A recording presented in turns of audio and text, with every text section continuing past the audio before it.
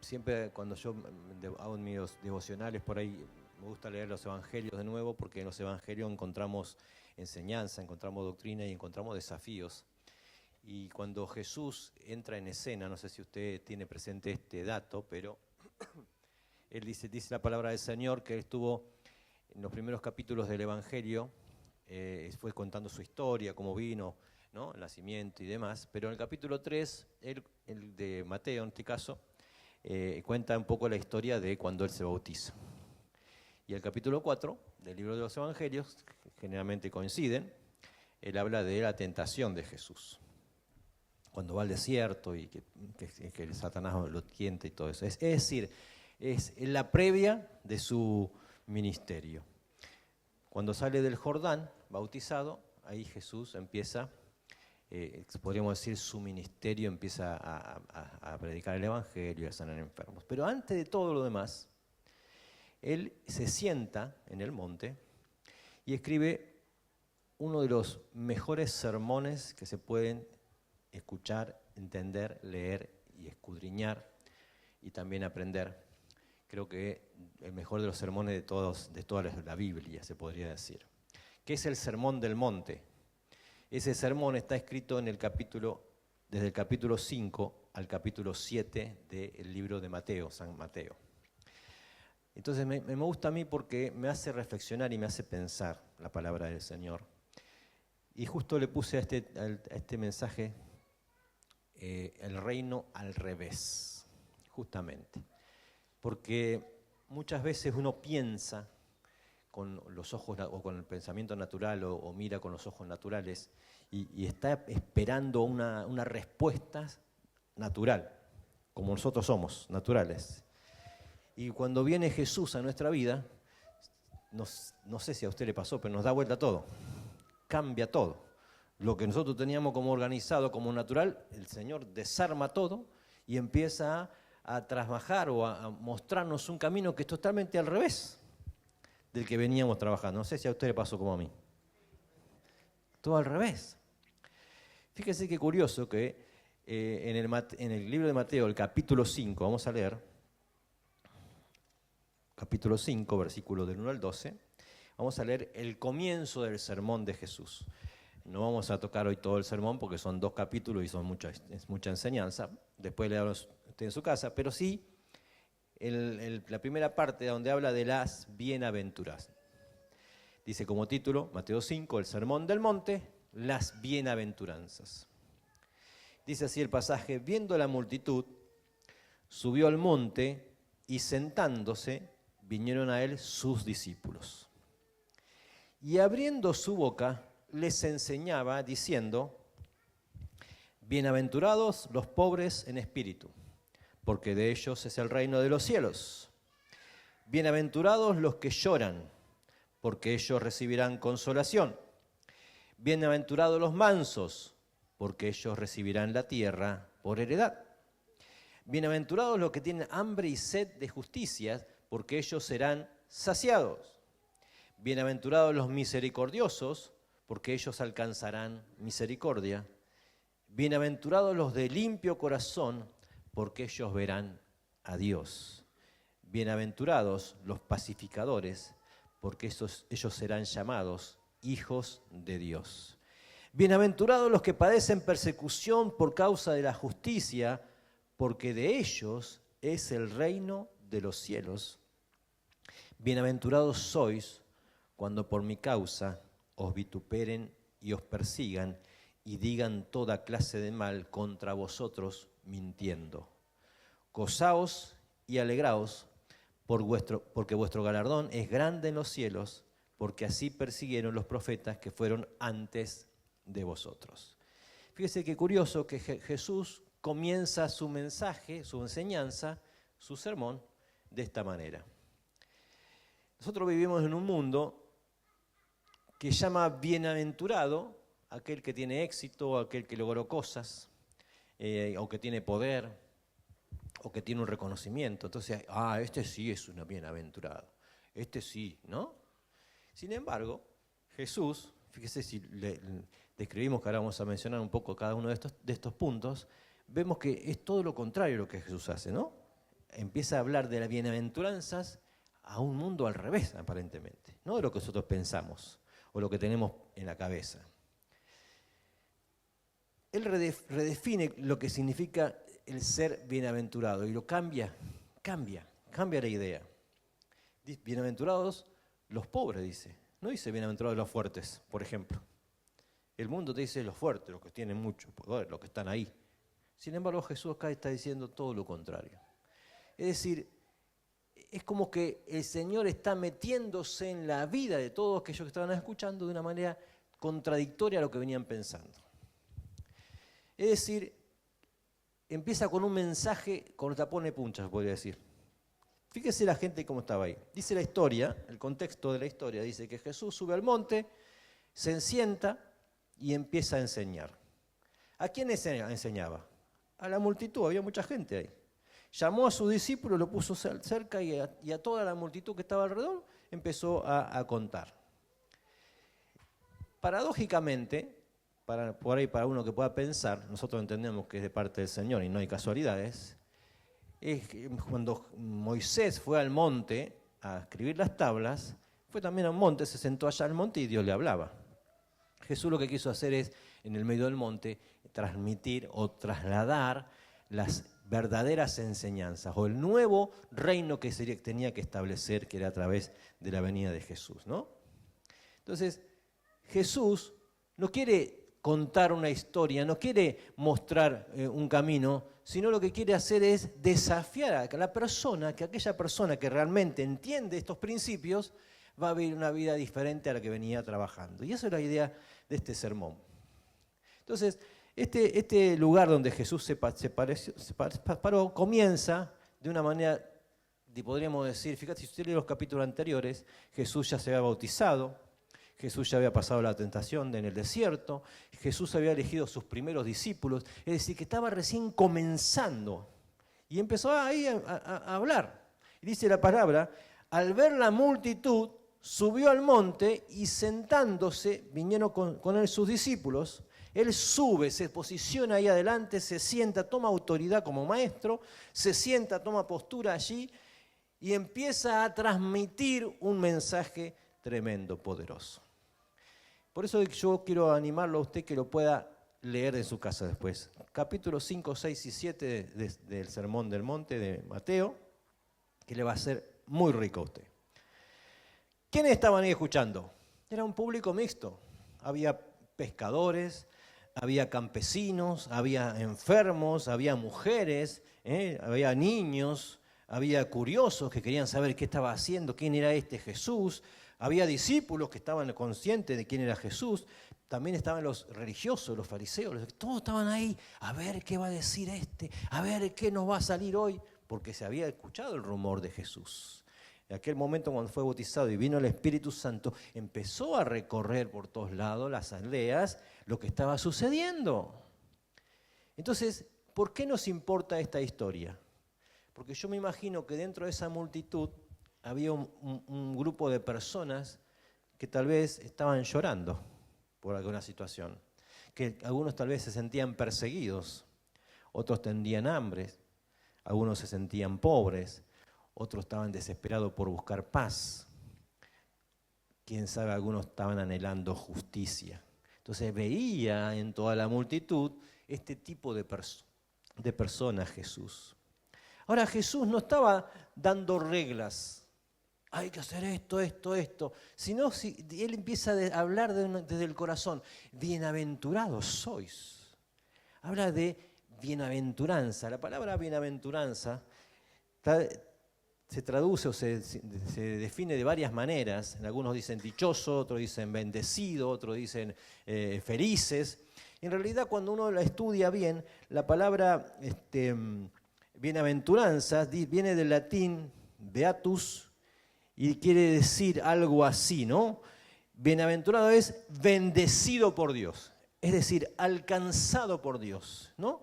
Que tiene la gracia de Dios sobre su vida. Es decir, cuando hablamos de bienaventuranza, no estamos hablando solamente de que son felices, porque uno mira y dice, bienaventurados los que lloran, y dice, felices los que lloran, ¿cómo puede ser? Entonces a veces uno no entiende. Pero cuando decimos bendecidos por Dios, Dios lo alcanzó con su gracia, es otra cosa, uno mira diferente.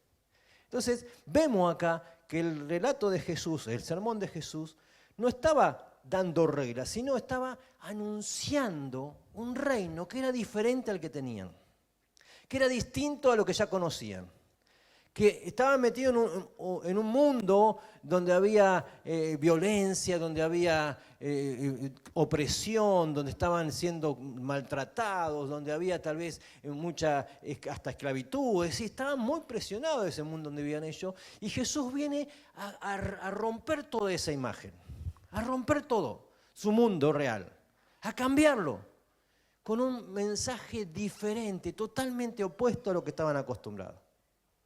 Y ahí se presenta Jesús. Y Él no va con una, así, matando, así, maltratando, sino de amor, bienaventurado, benditos por Dios. Son benditos de Dios. Ustedes son benditos de Dios, los que lloran, los que se ríen, los que tienen hambre. ¿No? Ahora vamos a desarrollar. Pero me gustó esta historia, cómo Jesús la maneja, o esta definición. Entonces, la idea de lo que este sermón es empezar a trabajar en el nuevo reino que Jesús quería establecer. Empezar a trabajar en la posición de cada persona cuando recibe el reino de Dios. Su carácter, sus valores, una invitación constante a tomar ese nuevo desafío que Jesús estaba proponiendo. No estaba obligando nada a nadie. Estaba proponiéndole otra idea de reino, otra construcción de reino. Allí estaba Jesús parado en el monte. Y había una expectativa enorme, me imagino yo. Estaba ahí la gente esperando, ¿qué va a decir? ¿Qué nos va a enseñar? ¿Con qué va a salir Jesús? ¿No? Había líderes religiosos observando ahí para juzgar, para maltratar. Estaban los romanos que estaban ahí, a ver si no sale con violencia que tenemos que pararlo y matarlo, lincharlo, ¿no? Estaban aquellos maestros, pero también había gente común y corriente como nosotros, con mucha necesidad, tal vez con deseo o expectativa de escuchar algo nuevo que nunca habían escuchado. Y ahí estaba la gente, y ahí estaba Jesús, tratando de transmitir un mensaje muy poderoso. Entonces yo en mis reflexiones, en esta noche, que podamos nosotros estar atentos a qué quiso decir Jesús con esta bienaventuranza, qué quería enseñarnos. Porque Jesús no vino a imponer autoridad, no vino a imponer violencia, todo lo contrario, Él invitaba. Y esta noche el Señor nos invita a nosotros. Él no condenaba, sino trataba de levantar. Él no exigía, sino permitía que la transformación venga desde adentro. Era una revolución silenciosa en definitiva, no era política, no era militar, sino era espiritual, era de amor. Que así es como se maneja el Señor. El Señor se acerca a vos con amor, te insta a que vos puedas recibir ese amor que Él tiene para darnos, te desafía a que pruebes este mundo del revés, que no es lo que todo el mundo dice afuera, es distinto. Creo que el Señor está queriendo mostrar otra cosa. Y cuando nos vamos a las bienaventuranzas, vamos a encontrar acá, no las bienaventuranzas como puse acá una frase, ¿no? No son requisitos para entrar al reino, sino es la descripción de cómo vive alguien que ya está bajo el gobierno de Dios. Es decir, no tenés que hacer esto para estar, no, sino lo haces porque estás gobernado por el Señor, porque te permitís gobernar por el Señor, te permitís estar dentro del reino del Señor. Y si usted observa, acá hay 8 bienaventuranzas, creo, 9, 8, y ahí está la divide en 3 partes. Entonces yo podría llamarla las bienaventuranzas igual una vida transformada. Es decir, entender el primer desafío que Jesús propone a esa multitud y que nos trae a nosotros hoy, las bienaventuranzas como una vida transformada.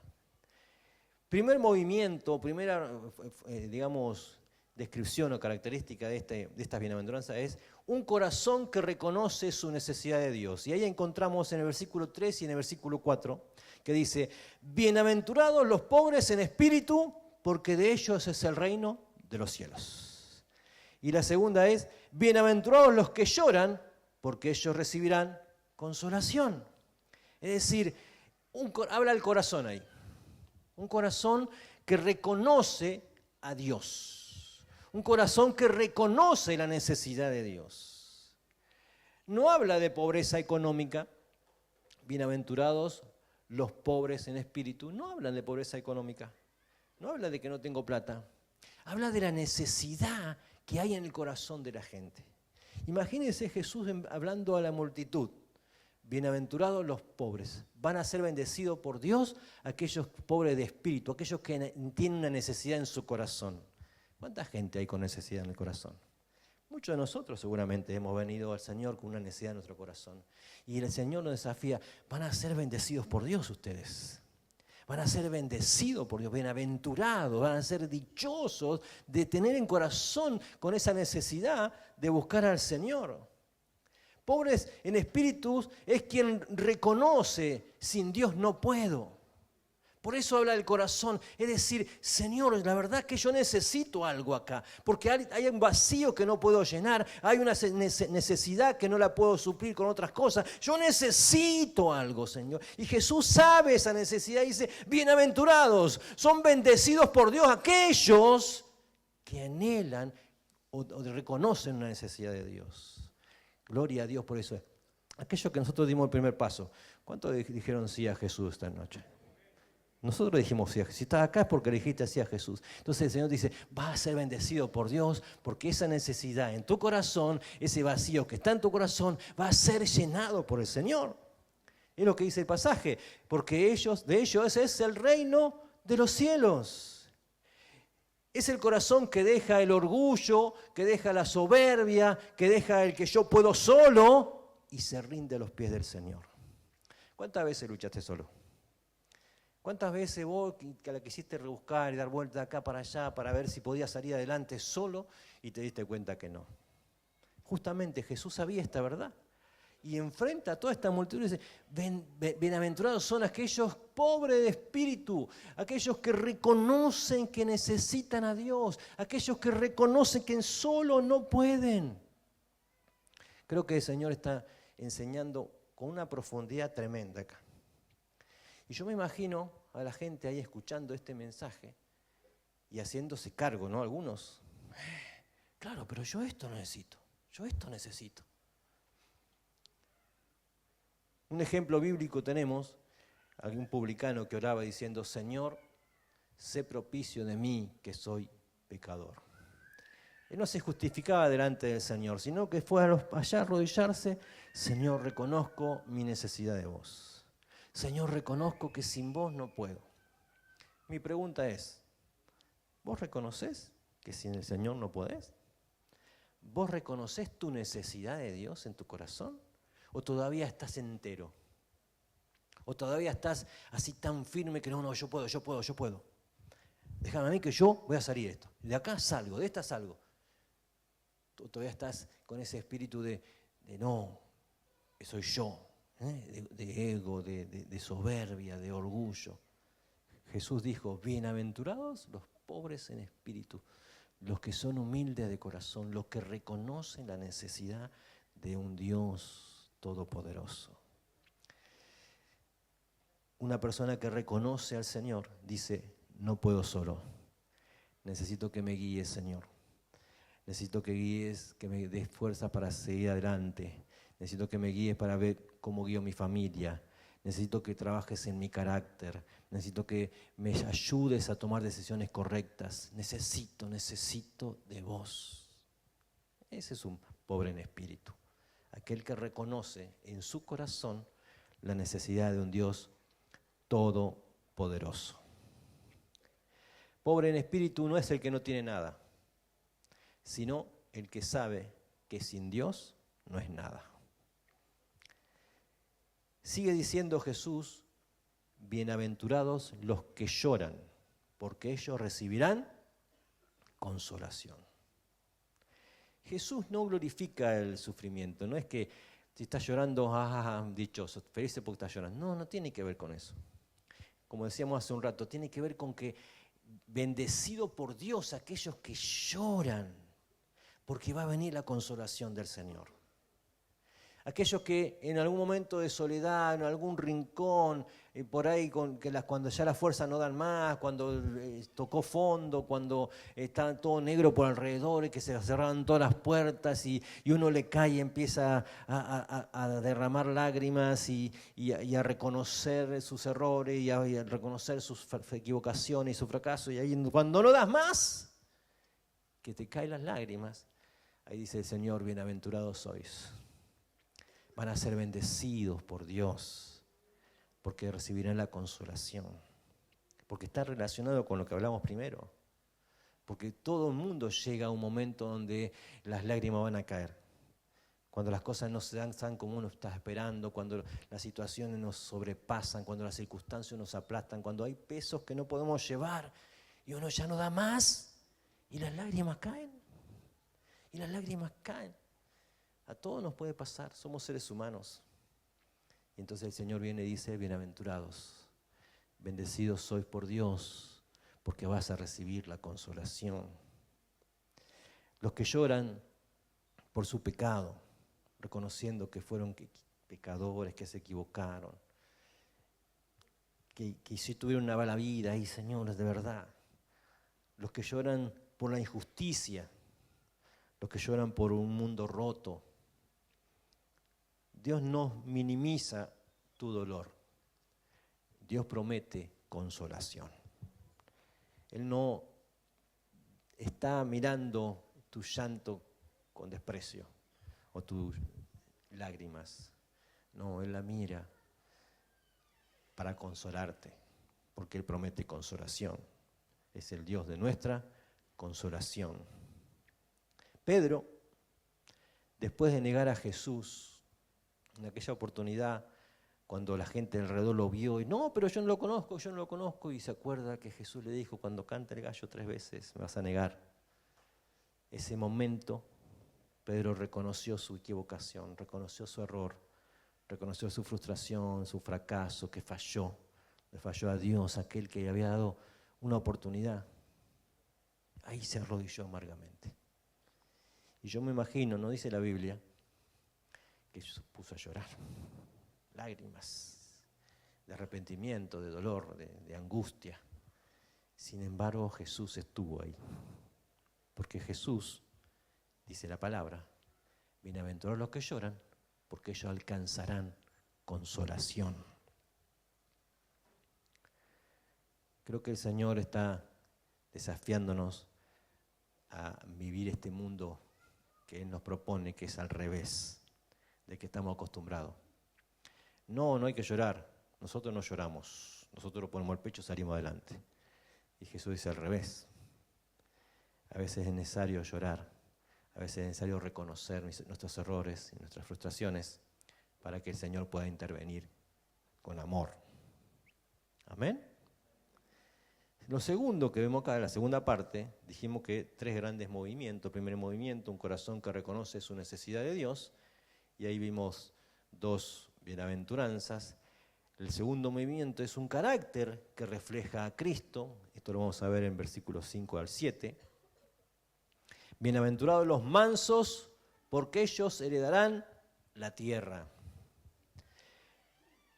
La mansedumbre no habla de debilidad. En realidad, cuando uno habla de lo que dice el mundo es manso, es una persona débil, una persona que no tiene fuerza, que no puede hacer una cosa, que es subyugado, que es, llevado de acá para allá, una persona mansa. Sin embargo, esta palabra manso que habla Jesús no tiene que ver con eso, tiene que ver con fuerza bajo control. Un ejemplo. Un caballo salvaje tiene mucha fuerza y está por allá, para todo lado, no lo puede controlar. Pero cuando vos lo domaste al caballo, ¿perdió la fuerza? No perdió la fuerza. Lo único que está bajo control ahora. Una persona mansa es que está bajo control del Señor. Que Jesús gobierna su vida. Entonces vos no tenés que reaccionar, porque Jesús es el que gobierna tu vida. Y Jesús, claro, dice, bienaventurados los mansos. porque ellos heredarán la tierra. Ser mansos nos ayuda a conquistar grandes, o a lograr grandes conquistas, sería mejor. Entonces, la mansedumbre no es debilidad, es una fuerza bajo el control del Señor, bajo el control del Espíritu Santo. Jesús dijo, aprended de mí que soy manso y humilde de corazón. El reino de Dios no se conquista con los gritos, con violencia, sino con humildad, con bajar la cabeza, con agachar la cabeza, con reconocer que estoy bajo el gobierno del Señor. Moisés, llamado el hombre más manso de la tierra. ¿Por qué fue llamado el hombre más manso de la tierra? Porque antes no era más así. Tuvo 40 años de cocorito. De acá para allá, valiente, él era el más valiente, el más fuerza, el más conquistador, el que podía hacer lo que quería, y de pronto el Señor se lo lleva 40 años al desierto y ahí trabaja en su corazón. Y después que fue transformado, cuando entendió, después de 80 años, el Señor le dijo, este es el hombre más manso de la tierra. Espero que no tarde 80 años con vos, el Señor. Sino que puedas ponerte bajo el gobierno del Señor. Bienaventurados los mansos. Decirle a tu vecino, bienaventurados los mansos. Mansedumbre, decirle. Mansedumbre.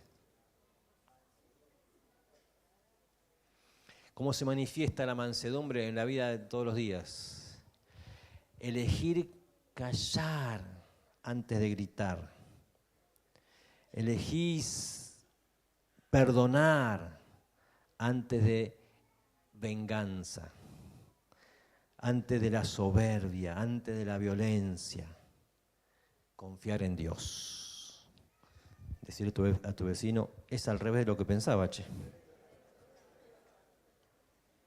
Y si yo no me defiendo, ¿quién me defiende? Eso lo dice el mundo. Jesús no se defendió. No se defendió para nada. Él dice que fue como cordero llevado al matadero.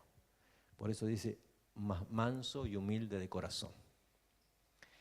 Bienaventurados los mansos, porque ellos heredarán la tierra. Bienaventurados los que tienen hambre y sed de justicia. No es un deseo superficial, es un hambre profunda de las cosas, que las cosas sean como Dios quiere. Hambre porque las cosas sean como Dios quiere. Justicia porque las cosas sean como Dios quiere. No mi justicia, porque mi justicia es humana. Mi justicia a veces falla. Justicia como la del Señor. Una justicia de Dios en el corazón.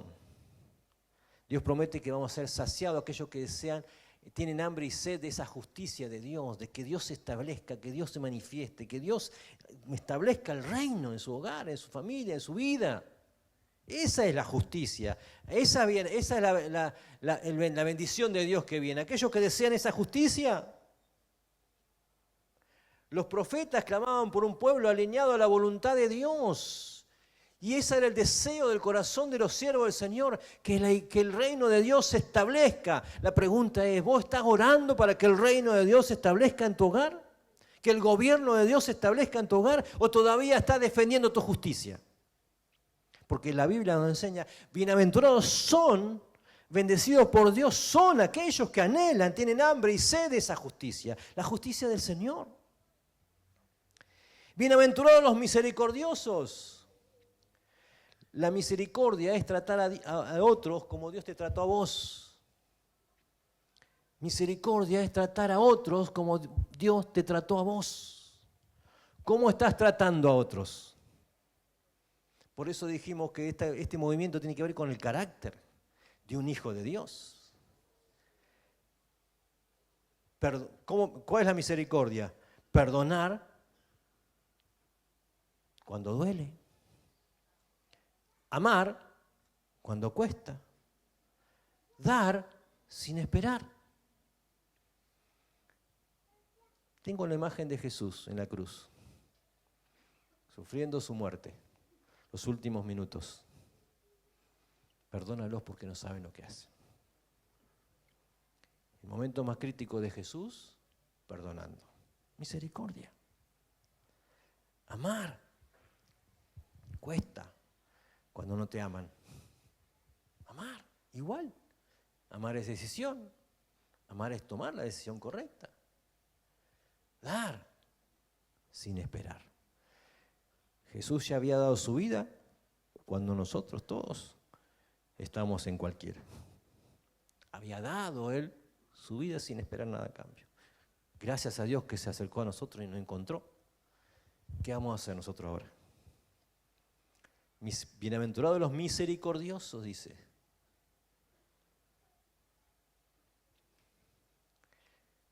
En la Biblia encontramos a un José, después de haber sido lastimado, golpeado, metido preso por sus hermanos, su familia, la que estaba más cerca allí, lo vendieron de un lado para otro, anduvo mucho tiempo en la cárcel, en un pozo, escapándose, siendo esclavo, por donde usted sabe la historia.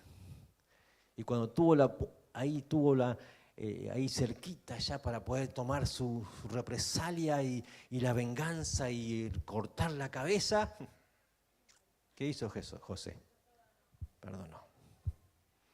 Perdonó. Toda su vida de recorrido, de pozos, cárceles y todo lo que él vivió, no fue suficiente, no alcanzó para que haya venganza. Él miraba al Señor, misericordia del Señor. El que fue alcanzado por la misericordia de Dios, aprende a dar misericordia. Y después la última parte, que ya vamos terminando, una vida que impacta al mundo. Primera parte, el corazón. 3 y 4, bienaventuranza al corazón.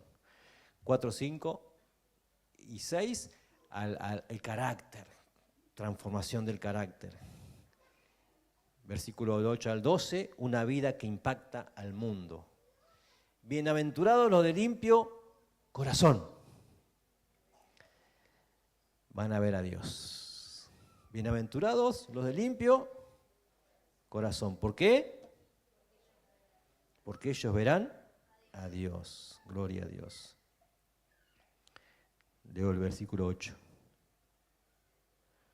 El 9. Bienaventurados los pacificadores, porque ellos serán llamados hijos de Dios. Bienaventurados los que padecen persecución por causa de la justicia, porque de ellos es el reino de los cielos. ¡Wow! ¡Wow! ¡Wow!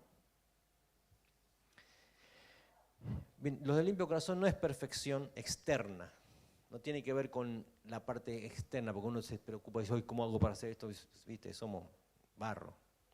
Sino tiene que ver con la integridad interna, lo que está dentro. Es decir, Jesús dijo, ¿no? No todo lo que está afuera contamina al hombre, sino lo que sale del corazón. Es decir, un corazón sin doblez, sin máscaras. Dios no busca apariencia, busca sinceridad. Corazón transparente. Bienaventurados los de limpio corazón, porque ellos van a ser... ¿Qué van a hacer? Se perdieron. Van a ver a Dios. ¿Cuántos quieren ver a Dios? Según lo que decía el pasaje, para ver a Dios tengo que tener limpio mi corazón. Pregunto, ¿y si está sucio en mi corazón? Clic, clic. Déjalo ahí. Bienaventurados los pacificadores, porque ellos serán llamados hijos de Dios. ¿Quiénes son los hijos de Dios para Jesús? Los pacificadores.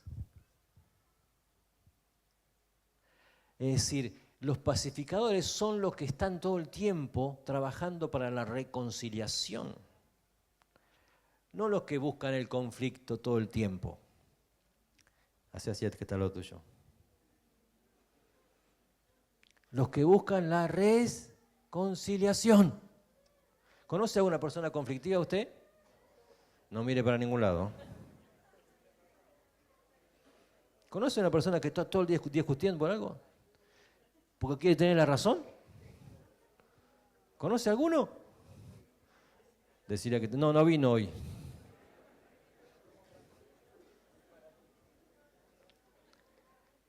Parece que hay todo negro, conflicto por todos lados. No, pero es así. Pero es blanco, no, pero es negro.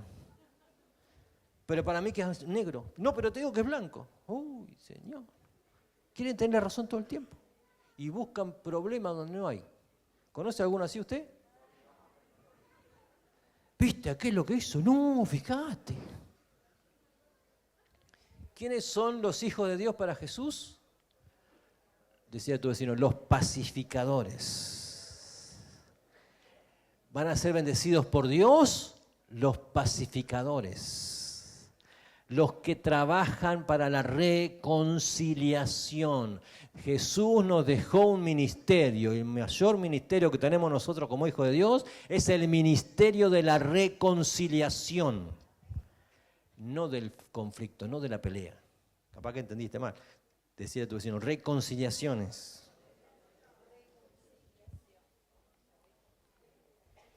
Bienaventurados los perseguidos por causa de la justicia. Y aquí Jesús, imagínense que este sermón lo pone el primer mensaje que da Jesús cuando están todos escuchando. Sacudió a todo, porque al revés. Y acá lo que está diciendo Jesús, bienaventurados los perseguidos por causa de la justicia. Es decir, deja claro que seguir a Jesús tiene un costo. Seguir a Jesús tiene un costo. No es obras que tenés que ir caminando a tal lado o tenés que hacer, no. El costo de entregar tu vida, de que haya una transformación en tu corazón, una transformación acá. El cielo vale más que la aprobación del mundo. Bienaventurados los perseguidos por causa de la justicia, porque de ellos es el reino de los cielos. Las bienaventuranzas no describen personas perfectas, describen personas transformadas. No son una lista de exigencias imposibles, son la evidencia de que Cristo gobierna el corazón nuestro. Pregunto, ¿qué reino gobierna tu vida? ¿El reino del yo o el reino de Dios? ¿La lógica del mundo o la lógica de Jesús? No se trata de esforzarse más, sino de rendirse más. Cuando Cristo reina dentro nuestro, la vida comienza a brotar sola, no tenés que hacer esfuerzo.